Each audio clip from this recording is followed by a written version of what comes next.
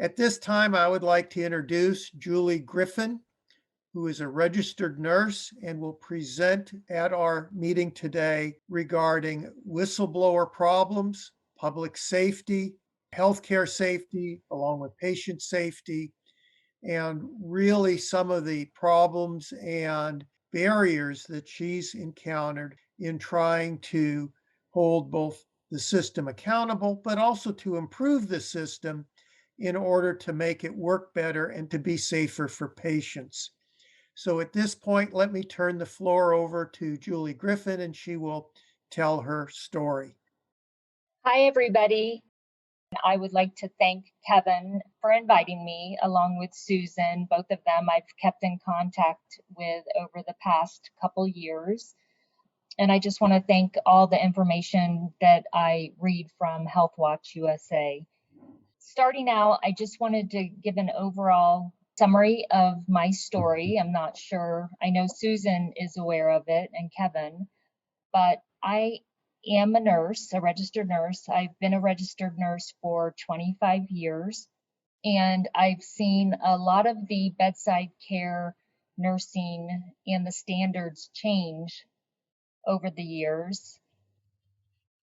I was recently, I say recently, and that means I think it was like 3 years ago, I was working for a hospital. And I've worked for the hospital system for about 10 years, and I was witnessing poor care, and it was encouraged by the administration by lack of staffing and supplies and overall resources that we needed. And I knew that it was unsafe, but furthermore, I knew that it was probably fraud how they were billing Medicare for services that they weren't providing. So, to make a long story short, I raised concerns at the bedside, I raised concerns with the director, and I was met with hostility. I was often labeled as the weed that they needed to get rid of. And I just couldn't sit by and stay silent anymore because I knew what was going on was wrong. It was going to be my parent one day that was at the hospital. It was going to be me or my friend at the hospital one day. And if we didn't start to speak up and make this known throughout the community, it was going to get worse. And I am the community. My family is the community, and my friends are the community. And I often heard from other nurses say, well, just leave and come to this hospital, it's better, or whatever. And I thought, well, that doesn't make it better for the rest of the community. It doesn't make it better for me that lives down the street. If something were to happen to me, I don't get to say, drive me an hour north so I can get better care. And it was then that I just started continuing to be heard. And like I said, I was met with a hostile workplace. And the bottom line is they were giving the ICU nurses, I worked in the open heart ICU, and we were almost every day getting 3 patients, and errors were being made. I witnessed a couple people die as a result of the inadequate staffing. I saw nurses that had no experience whatsoever on the unit, and I started documenting my situation, and I verbalized this to my director and to the assistant director of nursing. And eventually, one day, when I refused, I was terminated from the job.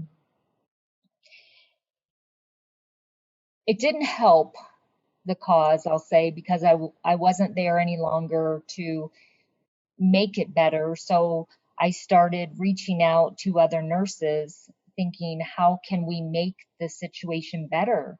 Nurses are afraid to talk up, and it's got to change. The culture, the workplace culture has got to change. I know for me personally, I was going home every night in tears. I was crying. I thought that my ethical obligation was not being addressed. I thought I can't hide it anymore. So I started to become more vocal, and I joined some nursing groups on Facebook and a couple other social medias, and trying to get the word out. And it's been really successful. I have to say that I've met so many people. And it's also kind of sad because I get private messages from nurses talking about how they're in the same situation, but they're afraid to speak out. And so it's just been a long journey. I had met with different senators. I live in Florida. I've met with different senators and representatives, and some of them don't even know what is going on at the bedside, and they often uh, chalk it up to there's a nursing shortage. And it's just not, I mean, granted, especially right now, there is a nursing shortage, but that can't be the answer. That just, we can't just continue to go on and say there's a nursing shortage. It's just not acceptable to me. So I just kept getting the word out and kept talking to legislators. But I think that nurses don't realize that they have to be the one to advocate for their patients beyond their charge nurse. When it fails there, they have to go higher. They have to keep talking because eventually it's going to be them. I know we have, if we look on, I'm not sure why healthcare is any different. If you look at Enron or Wells Fargo or the other industries, people have spoke up, and maybe at first it wasn't well receptive, but then the public eventually understands that there's a problem and we have to make it known to everyday citizens. Like Mr. Tilson was saying, I believe that's who was talking about getting more awareness to what's going on. I know that it can't just end at the bedside because healthcare has a lot of money going to their lobbyists, and they're the only ones that they are hearing from. They're not hearing from me, the other nurses, or maybe someone that has lost a family member at the bedside.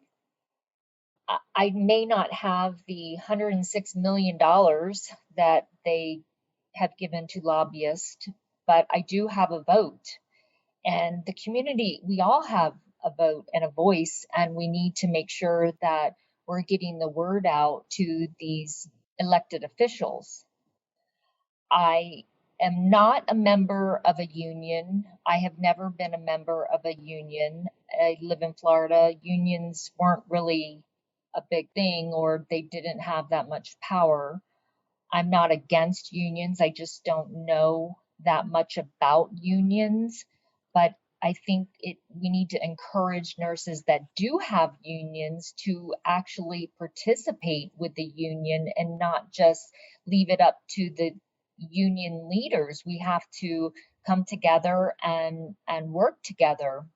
And I found this out the hard way.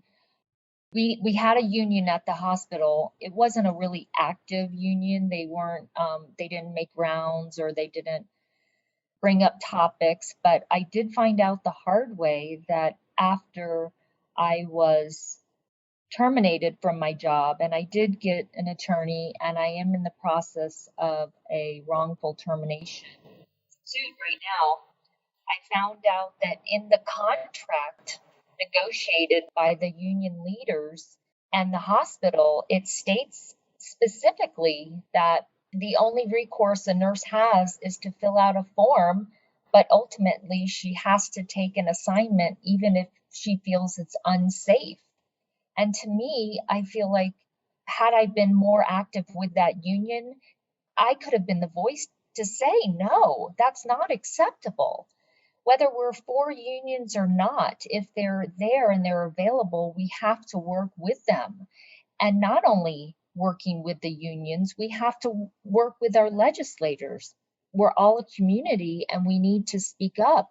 We need to avoid the one injury or the one death that could be mine or yours or our loved ones.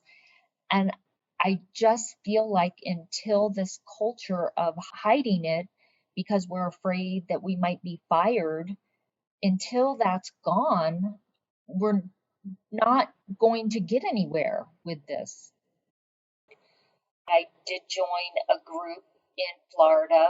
They are, for those of you not located in Florida, it's really hard to believe that in the state of Florida, it's what we refer to the free kill law, meaning there's only a certain group that can sue for wrongful death or a medical error, and that is a spouse or a child of the injured or deceased.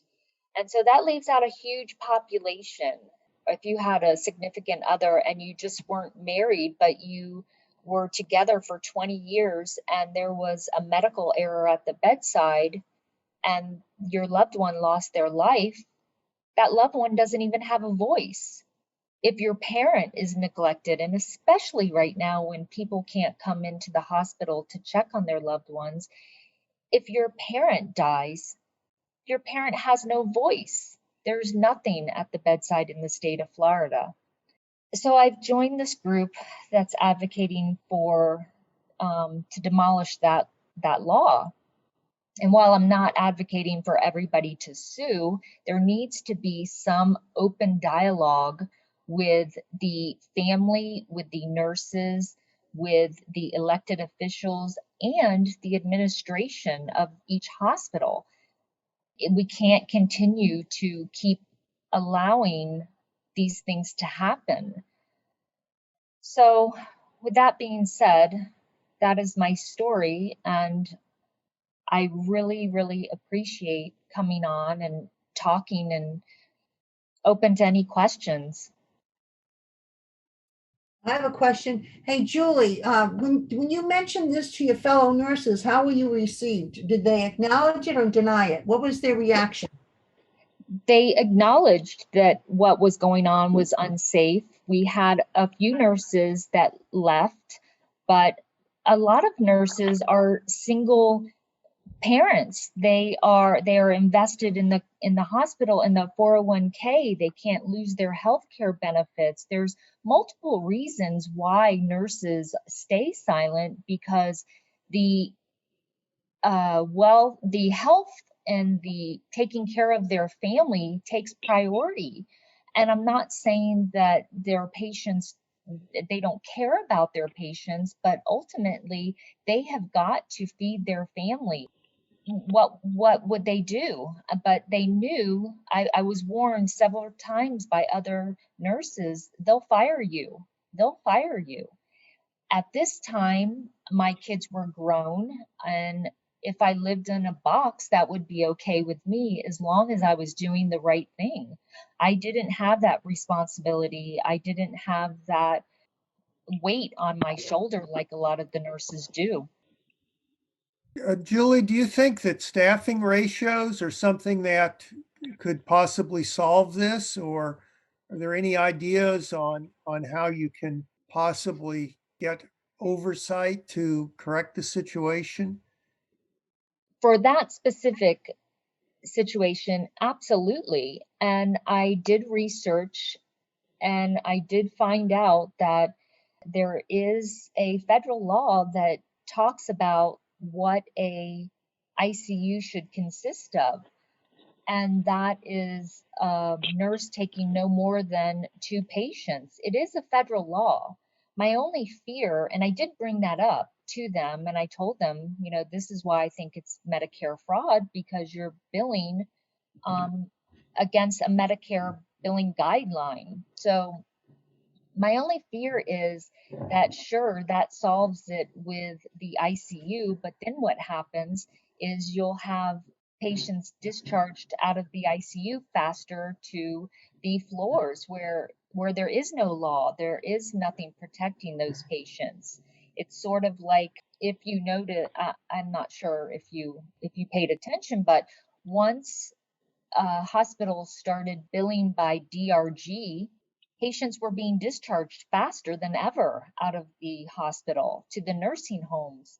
And the nursing homes couldn't provide the care that these patients really needed. And they ended up coming right back to the hospital. And that's when the government came out with the law that says, well, if you come back with the same diagnoses, you're not going to be reimbursed. And that looked like maybe that's how they could solve the problem. But in actuality, the doctors are trained to just change the diagnosis. It's unbelievable to me that we keep pushing this can down the road and not solve it, because if it was solved, if we had the right ratios, if we had the tools we need, our health would be safer and they would save money in the long run. It's just, I'm not understanding why this is so hidden. Yeah, and Julie, I do thank you for coming here and presenting. It was absolutely very insightful.